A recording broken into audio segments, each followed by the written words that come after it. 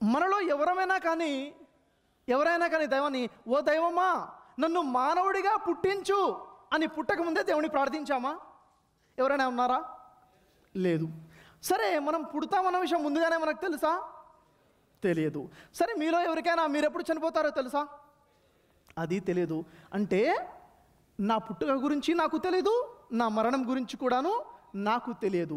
మరి చాలామంది అంటుంటారు, ఇది నా జీవితం అండి, నా ఇష్టం, మీరెవరు నాకు చెప్పడానికి అంటుంటారా లేదా? ఏమన్నా చెప్తా, నువ్వెవరు నాకు చెప్పడానికి?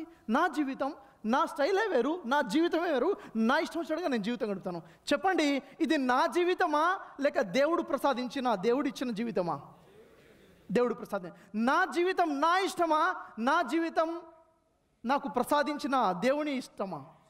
దేవుడి ఇష్ట ప్రకారంగా జీవితం గడపాలి. కానీ ఈరోజు మానవుడు ఏమైపోయాడంటే, నా ఇష్టం నా జీవితం అని ఎలా జీవితం గడుపుకుంటూ ముందుకెళ్ళిపోతున్నాడు అంటే, దేవుడిచ్చిన ఈ మేధాశక్తి ఏదైతే ఉందో, విచక్షణ జ్ఞానం ఏదో, దాన్ని ఉపయోగించి రాతి యుగం నుంచి రాకెట్ యుగం వరకు అభివృద్ధి చెందాడు. ఎంత వేగంగా అయితే అభివృద్ధి చెందాడో అంతకన్నా వేగంగా నైతికంగా పతనమైపోతూ ముందుకెళ్తున్నాడు.